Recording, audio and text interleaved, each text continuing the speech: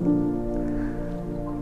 my name is Tendai and welcome to my YouTube channel where we talk about many things including Bachata dancing.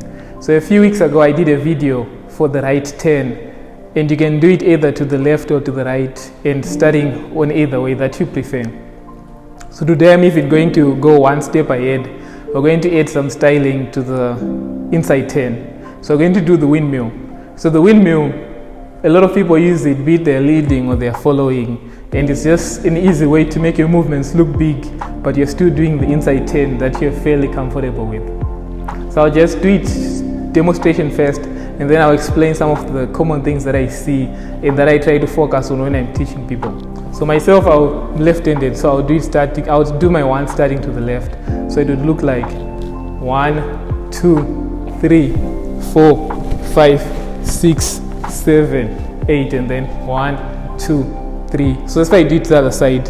So I'll start going to the right this time. So just the basic, I'll start going to the left. So just the basic itself would look like 1, 2, 3, 4, 5, 6, 7, 8.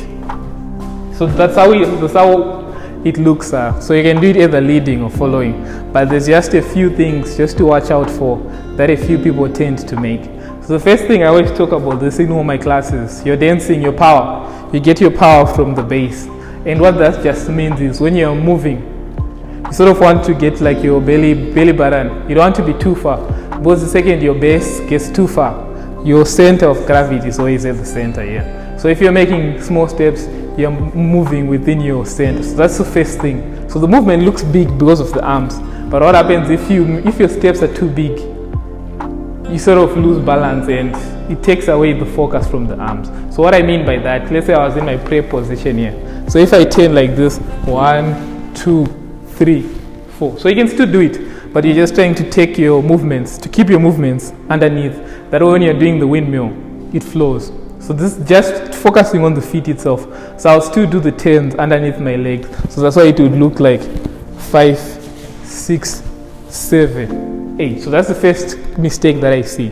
So then the second mistake that I see, and this also keeps the dancing safe. This is like self-defense for you and your partner. So the last thing, so you see when you're like when you're doing the last windmill, when you're going up here, so there's a chance that you might hit your partner with the elbow.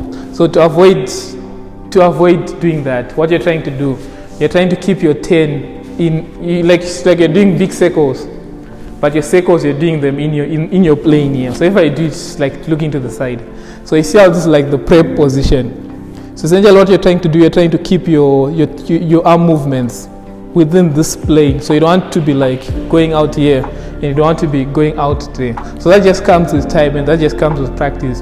And funny enough, your body actually goes where you're looking. So I find when you turn here, so if you're in this position here, so after you do the first one is usually okay. So from here, so if you turn like this, naturally elbow is going to come up. So this is what you need to believe. So the way I do it myself, I would go this one down, keep looking at the arm, and naturally before you know it, you're there. So that's the second tip. And then tip number 3. So this takes a bit of time to get used to the rhythm. So what I would try to do when I'm teaching people, I usually teach them like you're hitting your bum 3 times. So if you had to start to the right, so the first time you hit your bum on the right, you hit your bum on the second time, and then you hit your bum the third time. That's when you do the finish. So one way you can do to practice this before you start doing it with the turn would be just to do that exercise. So you do your 1, 2, 3, 4, 5, 6, 7, and then 8. So that's the rhythm. So that's the rhythm that you need just to get used to the movement before you start doing your turns. So with the rhythm it would look so you do your 5, 6, 7, and then your 8. So one last tip. So I usually try to do three things, but this is the bonus tip. So essentially you have done all this work with the windmill. So the last part is the cherry. So the styling is always the cherry. So the last part is usually when you get to this point here. So you're just trying to bring your arm to base position. So this is where you start adding flavor to your dance. So this is how you try to be different. So essentially what you're trying to do, you're just trying to add a little bit of wrists. So for me, I would usually like holding a rope, look at your rope, and then you like pull it down. So some people would come to the side, but that's where you get, that's what makes everyone's dance unique, because you start adding flavor. So if I do the whole thing one more time and then I'll do it to the music. So I'll do my basic one starting to the left. So I'll do 1, 2, 3, 4. So this is my prep position here. So you notice how my arms are like a little bit tucked, a little bit in here. And what you're trying to do, you're trying to keep your elbows nice and straight.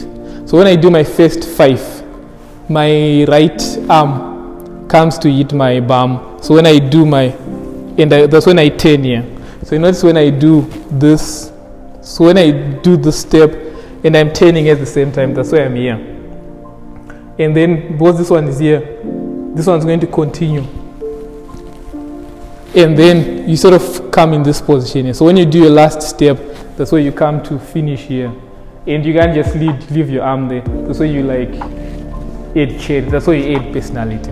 So if I do it quickly, I'll do it facing you and then I'll do it facing the other side. So quickly this time, so it look like 1, 2, 3, 4, 5, 6, 7, 8, and then you come down. So if I do it facing